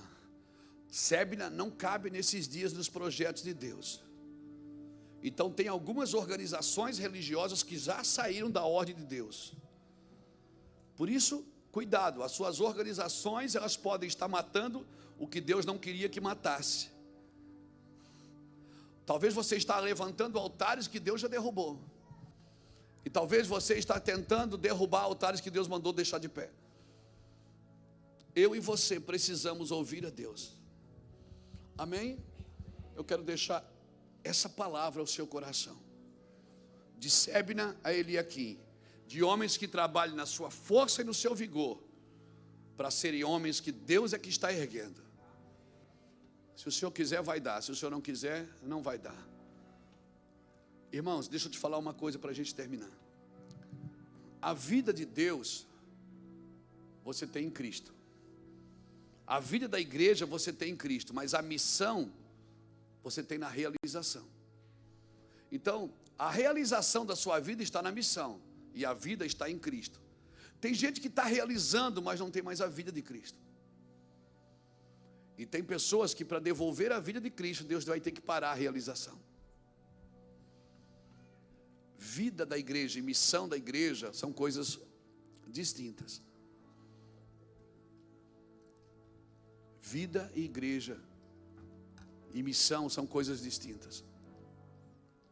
E eu estou falando para pastores. Eu espero que essa palavra tenha mexido com você. E se essa palavra mexeu com você, pastor, eu não quero ser o cara que vai trabalhar na minha força, na sua força. Irmão, eu tenho trabalhado com pastores lá em Itajaí. A gente tem uma casa lá chamada Healing House, a casa de cura. E agora começamos em Campinas também, lá junto com o Juscelio. Pastores vão para lá passar o dia com a gente, cansados. Pastores que não têm mais vigor. Eu conversava com um pastor esses dias e disse: Luiz, eu não acredito em mais nada. Eu chorei com ele, abracei e disse: cara, descansa. Deus chamou você. Ele disse: eu perdi muito tempo fazendo coisas para mim. Eu achei que eu estava fazendo para Deus. Para tudo, irmão. Vai ouvir a Deus. Se essa mensagem falou com você, pastor, pastora, homens e mulheres de Deus que estão aqui, envolvidos com a liderança do Senhor, sai do seu lugar. Faça um voto com Deus diante desse altar. Não é diante de mim, não é diante do Rafael, do apóstolo Rafael, da casa do leão. Não, é diante do Senhor. Faça um voto diante do Senhor e diga isso para o Senhor: Senhor, eu não quero trabalhar na minha força. Eu estou cansado. E quando você for fazer agenda, faça a agenda primeiro de coisas que você vai ter que parar de fazer, para depois aquelas que você está fazendo realmente tenham significado. Se essa palavra falou com você, ministrou no seu coração, e você é um pastor chamado por Deus, uma pastora chamada por Deus, você não é um Sébina, Você não é alguém que está sendo desaprovado. Você é alguém que Deus está transicionando de um ambiente espiritual para outro ambiente espiritual.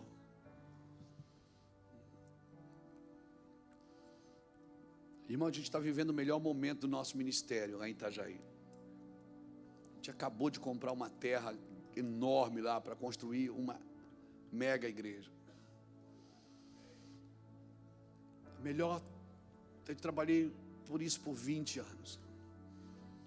A gente pagou aluguel, pagamos aluguel até agora, estamos pagando ainda. Compramos uma terra enorme, lindo, um lugar maravilhoso. A gente não tinha a igreja ainda, a gente não tinha o prédio, mas a gente já tem a igreja. A igreja funciona há 22 anos. O prédio a gente não tinha. E agora a gente está adquirindo a terra para comprar, para fazer o prédio. Nós estamos vivendo o melhor tempo da nossa vida. As pessoas vão lá em Itajaí, o Brasil vai lá em Itajaí. Mês que vem agora a gente tem um evento, passa mais de 30 mil pessoas na nossa convenção, no centro de eventos, porque não cabe na igreja. Gente do Brasil inteiro. Minha vida é discipular político, discipular empresário, discipular jogadores de futebol, grandes clubes do Brasil, a gente tem discipulado essas pessoas. Gente famosa, reconhecida, sentada na nossa mesa. Então a gente está vivendo o melhor tempo do nosso ministério. Mas tem uma angústia, irmão, dentro de mim. Uma angústia, sabe? É como se fosse uma proteção, uma angústia protetiva. Um dia eu vou escrever um livro sobre isso. A angústia protetiva de Deus. Existe uma angústia, não é de falta de realização, mas é dizer assim: a Deus, não me deixa me perder no caminho. Senhor, não me deixa sair do trilho, não me deixa me afogar com a vinha que o Senhor construiu. Eu não quero me afogar com a vinha, Senhor. Pastor, você que está aqui nessa manhã, já amanheceu, né? Nessa manhã. Você que veio aqui, se essa palavra falou com você, saia do seu lugar e venha aqui na frente, me deixa orar contigo. Eu só quero te servir, te abençoar e servir teu ministério e a tua mesa. Eu sei o que você passa, eu sou pastor também. Conheço as tuas dificuldades, eu também sou pastor.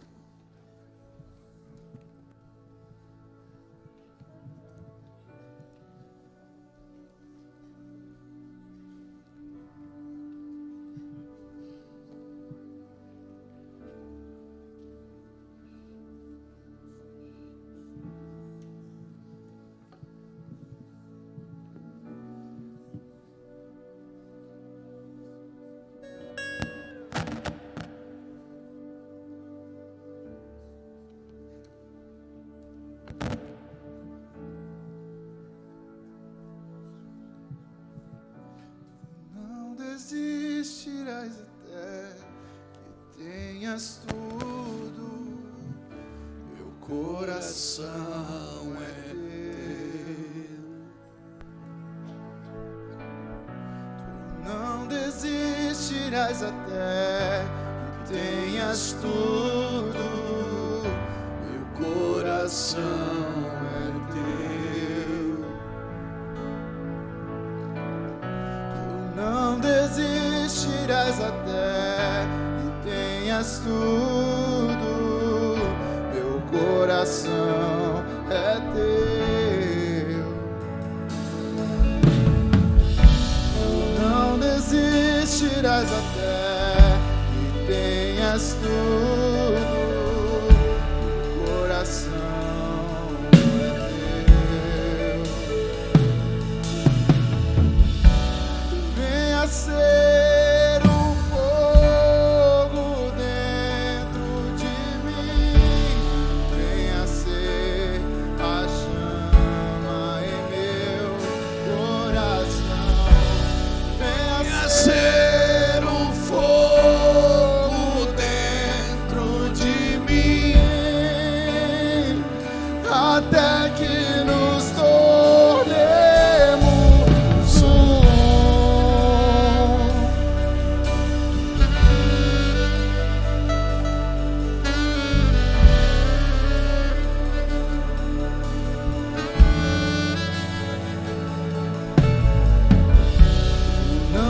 desistirás até que tenhas tudo.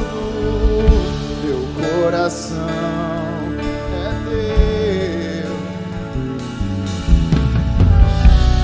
Não desistirás até que tenhas tudo. Teu coração é teu. Não desistirás até que tenhas tudo. Teu coração é teu.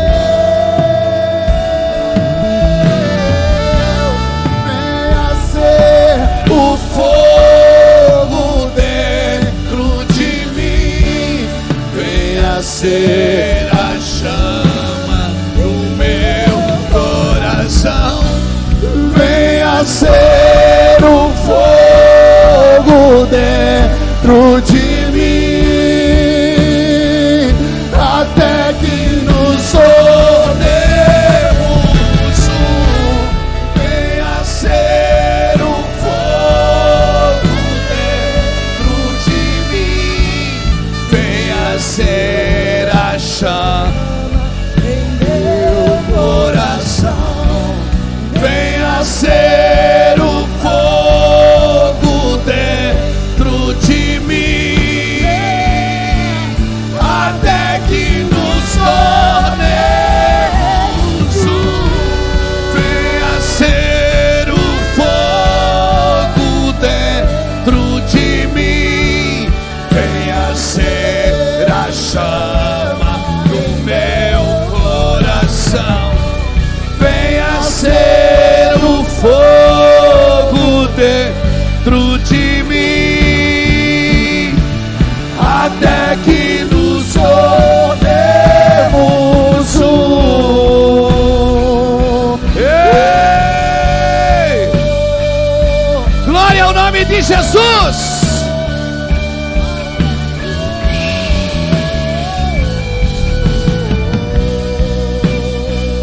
Ei! Glória a teu nome!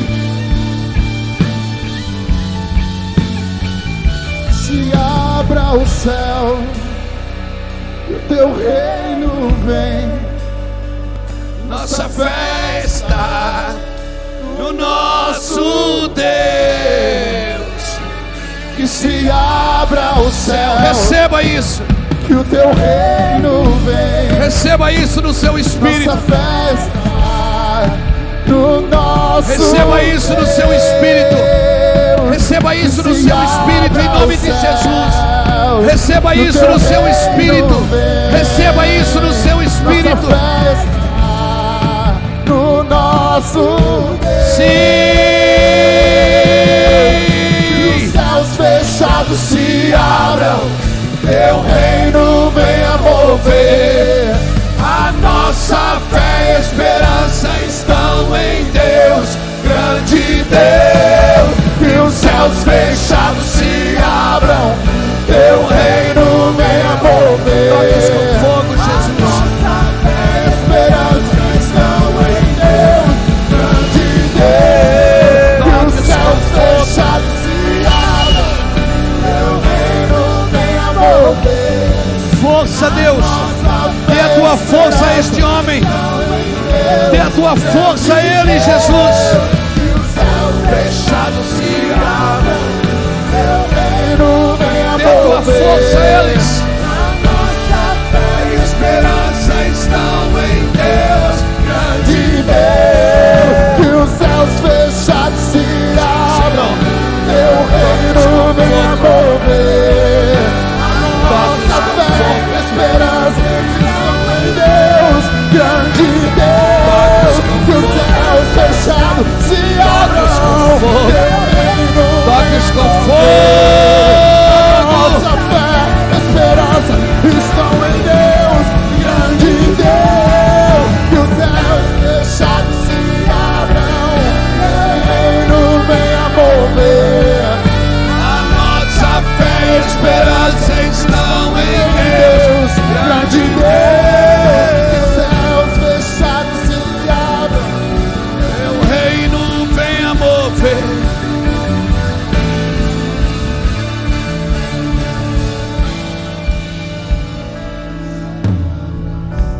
Pega na mão do que está do seu lado, por favor. Vamos terminar. Desculpe, passei um pouquinho do horário, mas está tudo certo.